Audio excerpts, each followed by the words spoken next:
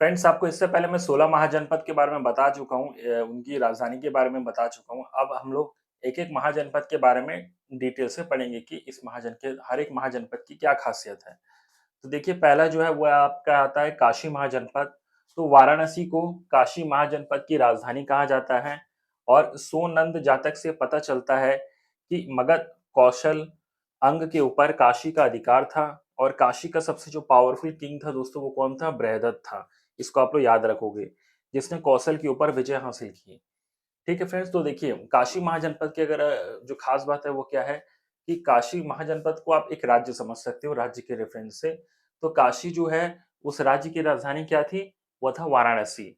और सोनंद जातक, ठीक है, ये हिंदू बौद्ध प्रमुख बौद्ध ग्रंथ है। ये सोनंद जातक, तो बौद्ध ग्रंथ से पता चलता है कि मगध, कौशल और अंग के ऊपर ये भी सब क्या है? एक प्रकार के महाजनपद ही है। मगध आपका बिहार, कौशल यूपी के आसपास का जो क्षेत्र है, ठीक है, इसको अपन पढ़ेंगे अंग। ठीक है, अंग भी क्या है? एक प्रकार का महाजनपद। ये तीनों महाजनपद है। इन महाजनपद पर भी किसका अधिकार था? काशी का अधिकार था। इसको आप याद रखोगे। ठीक है फ्रेंड्स, और काशी का सबसे पावरफुल किंग अगर आपको पूछेगा तो कौन है, तो आप बोलोगे बृहदत्त है।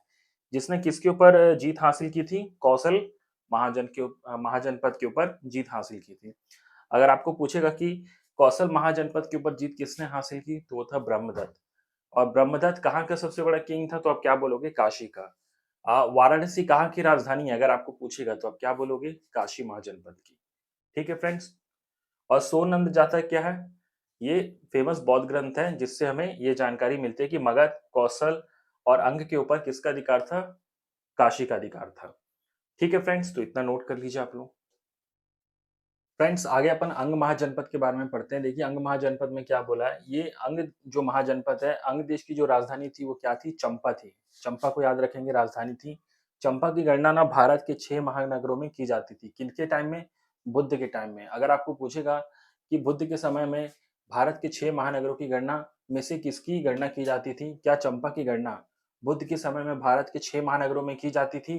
तो आप क्या बोलोगे? हाँ, की जाती थी। ठीक है फ्रेंड्स, और हमेशा याद रखेंगे कि महापरिनिर्वाण सूक्त एक ग्रंथ है जिसमें चंपा के अलावा ना भारत के जो 5 महानगर है उनके नाम भी दिए गए हैं, जो कि है आपका कौशाम्बी, बनारस, श्रावस्ती, साकेत। ठीक है, और एक और आपका राजगृह, याद रखेंगे कौशाम्बी, बनारस, श्रावस्ती, साकेत और राजगृह है। इन सब की जानकारी किसमें दी गई है? महापरिनिर्वाण सूक्त में।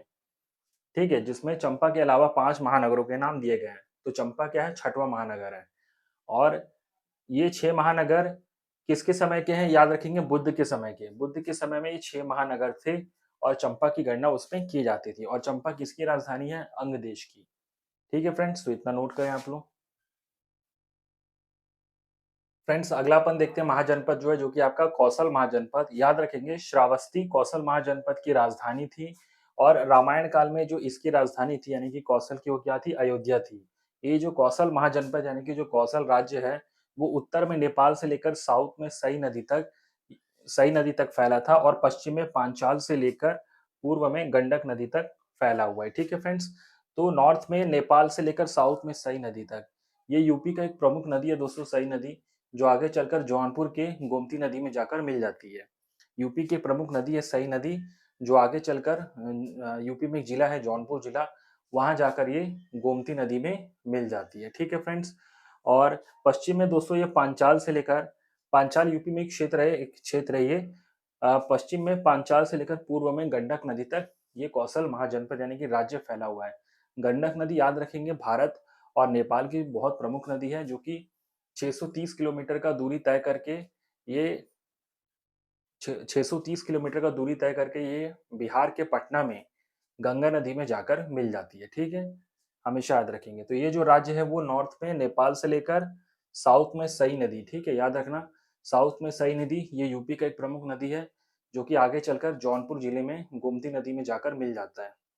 और पश्चिम में पांचाल से लेकर, पांचाल एक क्षेत्र है यूपी का ही, पांचाल से लेकर पूर्व में यानी कि ईस्ट में गंडक नदी तक ये राज्य फैला हुआ है। ठीक है, गंडक नदी मैं फिर से बता दे रहा हूँ, ये भारत और नेपाल का प्रमुख नदी है, जो कि 630 किलोमीटर का यात्रा तय करके बिहार के पटना में गंगा नदी में मिल जाता है।